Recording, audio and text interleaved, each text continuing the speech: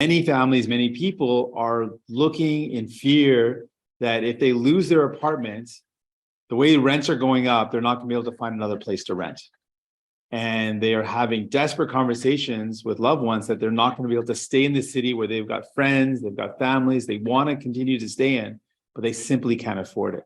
It is getting to the point that people are saying we can't afford to live in our communities. We can't afford to stay in the city. And we've got a newly elected mayor who understands how serious this is, who is ready to do the work. Well, we've got a prime minister, Mr. Trudeau, who just announced that there's no additional funds for Toronto. That is a wrong decision. I think that's a wrong thing to say. And he is more caught up in finger pointing between the federal government and the provincial government, fight between Mr. Trudeau and Mr. Ford. And none of that helps the people of the city. We're calling for concrete action.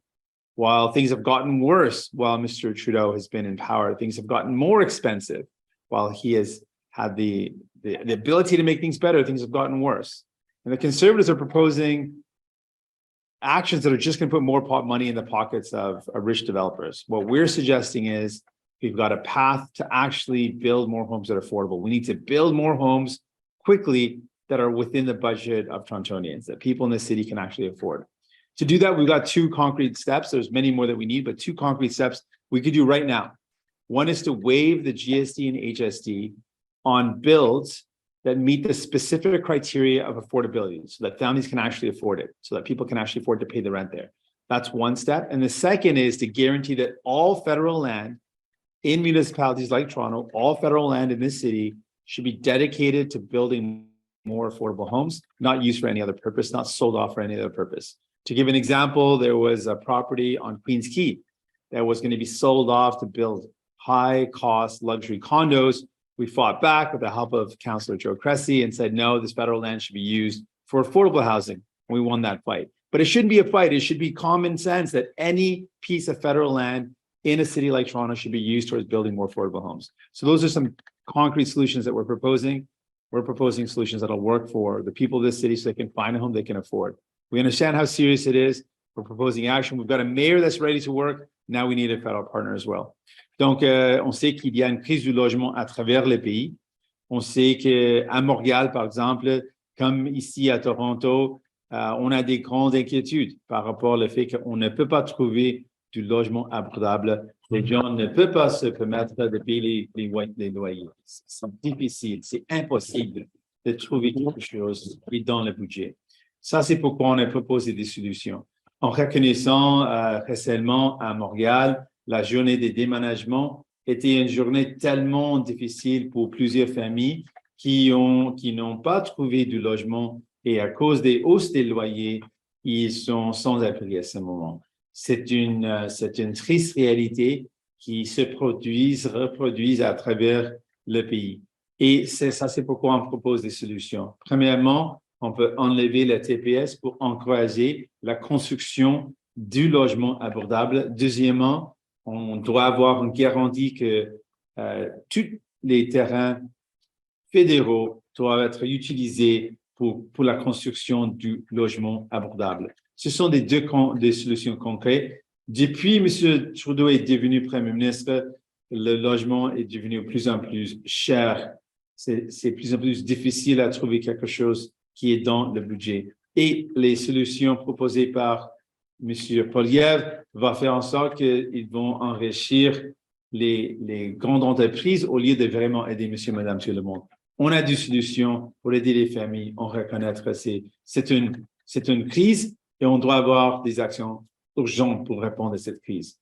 With that, I'm ready for any questions you might have. Je suis prêt pour vos questions. We're going to start with questions in the room. We'll start with Radio Canada. Thank you. Monsieur Singh, vous avez dit dans vos remarques en anglais que Justin Trudeau avait tort de ne pas donner plus d'argent à Toronto. Est-ce que vous pensez que le gouvernement fédéral devrait donner une aide directe à la ville pour pallier son déficit? Je pense que le gouvernement fédéral doit faire quelque chose pour aider la ville. C'est clair que la ville est dans une situation qui n'est pas tenable et qu'ils ont besoin d'aide. La ville a besoin d'aide. Et le gouvernement fédéral doit jouer un rôle pour trouver cette solution, pour livrer l'aide financière directement dans une manière pour aider dans cette situation. Et aussi en général, le gouvernement fédéral doit être un meilleur partenaire pour travailler avec le nouveau mairesse qui est prêt de faire ce qu'il faut pour bâtir ou pour construire plus de logements abordables. Mais si je peux vous demander d'être un peu plus précis, est-ce qu'on parle d'un versement directement lié au déficit pour équilibrer le budget comme le demande la Ville, ou vous voulez revoir le modèle de financement de Toronto? C'est quoi exactement que vous voulez que fasse Justin Trudeau? Je suis ouvert aux solutions et je mets sur la table ce que je veux faire. Je veux exiger le gouvernement d'agir. Donc, comment on peut le faire? Je suis ouvert à trouver des façons d'agir, mais c'est clair qu'on doit agir. Deux choses, aider la Ville à cause du dette et aussi pour aider la Ville pour construire plus de logements abordables. On doit être là pour Toronto et ça, c'est ce que je demande que le gouvernement fédéral fasse. C'est clair que la Ville a besoin d'aide et c'est le travail du gouvernement fédéral d'être là quand les gens ont besoin d'aide. Sorry, Katie. I have another one, but. Yeah, go ahead. Go ahead. You finish up. Oh, OK. C'est à propos du port de Vancouver. On sait qu'il y a une grève en ce moment. Les deux parties semblent très loin d'une solution. Les négociations sont au point mort. Voulez-vous voir le gouvernement? Est-ce que c'est le temps pour le gouvernement fédéral d'intervenir? C'est une question tellement importante. Je veux dire clairement que je suis contre, dans ce cas, comme j'étais contre avec les travailleurs au niveau fédéral, je suis contre l'idée de forcer ces travailleurs avec une loi de retourner au travail. Je suis contre cette idée et je veux dire clairement que le gouvernement fédéral ne doit pas utiliser ce pouvoir. Ça va nuire aux efforts d'avoir un bon contrat pour ces travailleurs. Et je pense que le gouvernement fédéral doit mettre plus de pression sur les entreprises pour négocier un bon contrat en bonne foi pour ces travailleurs, parce que pour nous, comme une partie des travailleurs, on veut toujours avoir des contrats qui sont justes, avec des bons salaires, qui défendent les emplois. Et c'est ce que les travailleurs demandent dans ce cas, et on appuie les travailleurs en grève. Go to City TV next. Whether you're looking at the housing crisis, it's not just a Toronto problem. You can go from Vancouver to Halifax and almost every small or medium-sized town in between, they have a crisis. Donating land, would that be enough, or should there be other measures put forward to help house people? There's got to be a lot of measures put forward. We're proposing 2 concrete steps that can be taken immediately, but there needs to be a host of measures. What we're talking about is getting rid of or waiving the GST or HST, the federal portion, when it comes to builds that meet the definition of affordability and making sure all federal land is used to build affordable housing. Those are 2 steps, but we need many steps. A couple of examples of what's going on in Canada. We have in Canada one of the most serious housing shortages. We've got the lowest housing stock per capita of the G7 nations. In addition, if you look at the non-market housing, in Canada, we hover around 4%. 8 European nations, on average, when we looked at them, had over 22% non-market housing. So there's got to be a lot of things done. We've got to make sure that there's non-market housing in the mix. We've got to incentivize private development of affordable housing. We need to make sure that people have a real option to rent affordably, because it's impossible to build enough for people to buy when people can't actually live somewhere where they can save up money. So they need to find a place that's affordable where they can actually save up money to buy a home eventually. So we need more rental, purpose-built rental. We need a mix of housing. We need non-market solutions. We're proposing 2 concrete solutions today, but there's a host of things that need to be done. If you look at it and you look at it doesn't matter, the big city mayors in Ontario, and I'm sure this message is repeated across Canada, there needs to be a different funding formula for cities and for urban areas. Is that something that's on your agenda? Yeah, well, what we're proposing today is we need a federal government that has a better partnership directly with municipalities. We need a federal government that's willing to work with mayors that are ready to do the hard work. We've got a new mayor-elect, Olivia Chow, who is ready to do that hard work. And the mayor needs a partner at the federal level that's willing to put in their fair share to support support a mayor that wants to build more homes that are affordable to help deal with the housing crisis. So we absolutely need to look at better ways for the federal government to work with cities, municipalities. We need a better path so that we can actually deliver more results. And we need to make sure that we're taking housing seriously. And so far, the Liberal government under Mr. Trudeau has not taken this crisis seriously.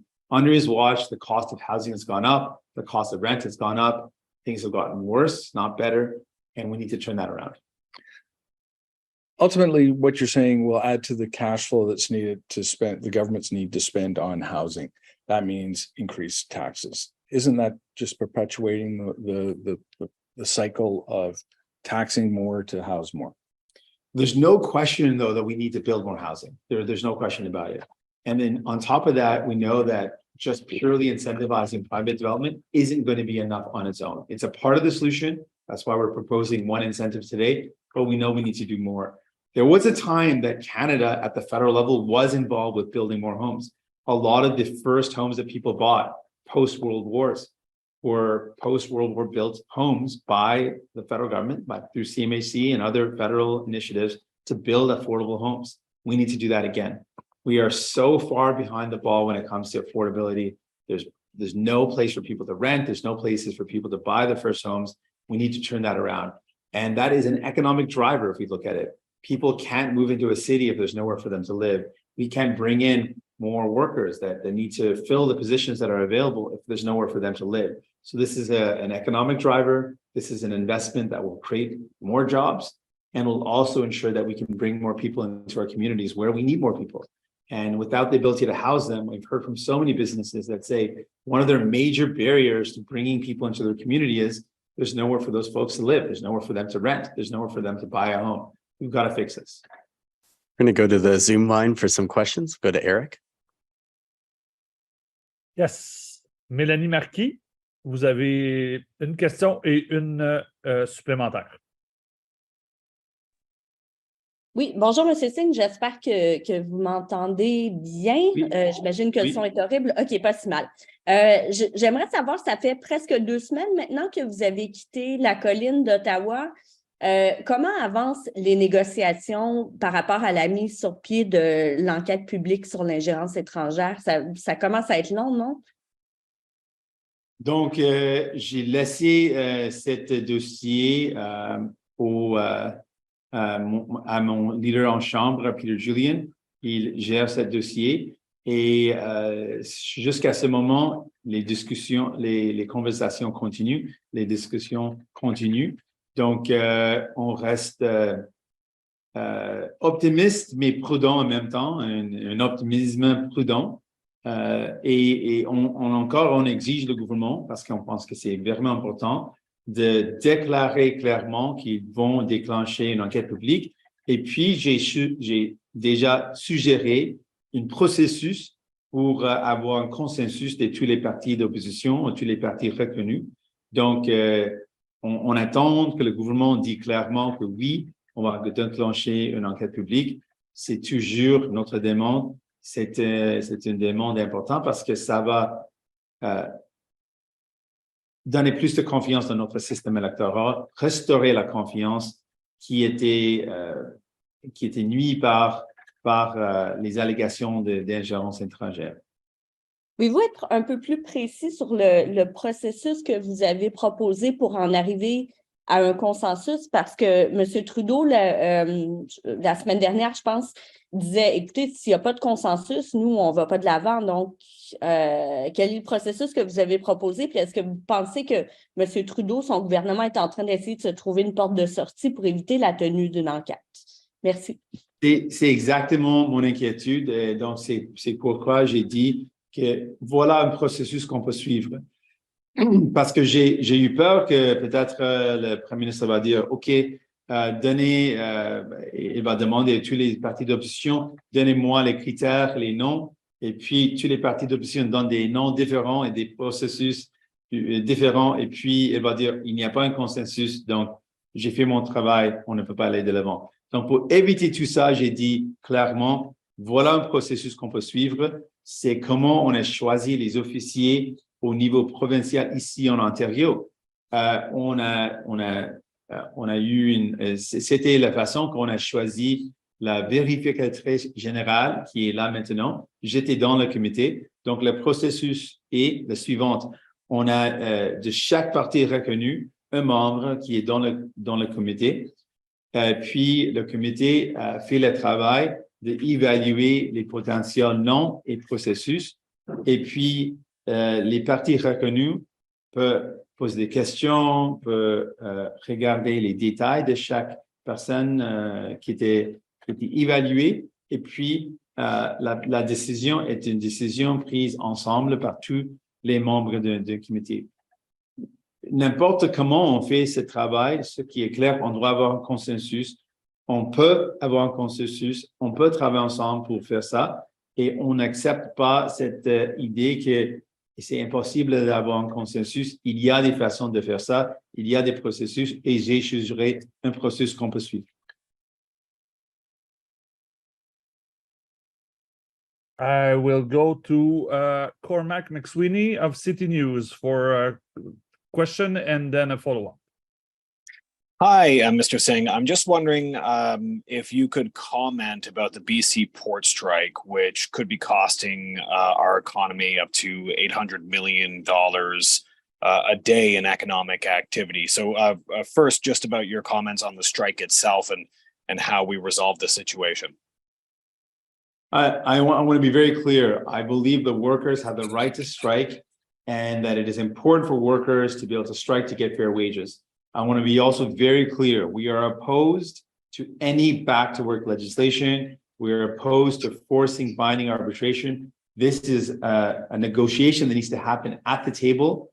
And we want the federal government to apply pressure on the companies, on the bosses, on the employers to sit down and negotiate with the workers to come to a fair contract.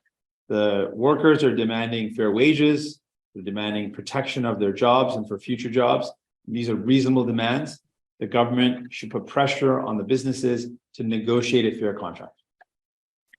And as a follow-up, I mean, during the stresses of cost of living right now, this strike is only going to drive up prices more for Canadians, even at the grocery store, something you've lobbied heavily against. How do you square the fact that you're supportive of the striking workers, but then also trying to speak out against high prices and the struggles that Canadians are facing when this strike will only drive up prices further?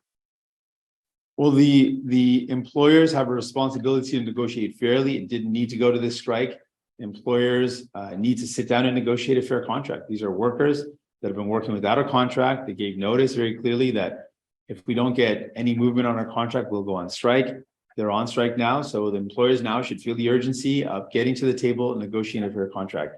In terms of how we bring down food prices, we've talked a lot about some of the steps we need to take that would directly force these large corporations that are making record profits to contribute through an excess profit tax or a wealth tax or a windfall tax, something that other countries in the world, other European nations have already done for other sectors. They put in place windfall taxes. So countries like the United Kingdom, Germany, Spain have all done it. We're suggesting we do that here. We need to stand up for Canadians who are being gouged by the wealthy CEOs that are using inflation as a cover to make even higher profits. The Competition Bureau's own report found that these grocery companies are increasing their margins at a time when Canadians are struggling to buy food. Wealthy corporate CEOs are using inflation to increase their margins to make even more profit off of Canadians. That is wrong. And so we need to fight back and we'll continue to raise those concerns. And these workers should get a fair contract and be back to work as soon as employers are willing to negotiate fairly.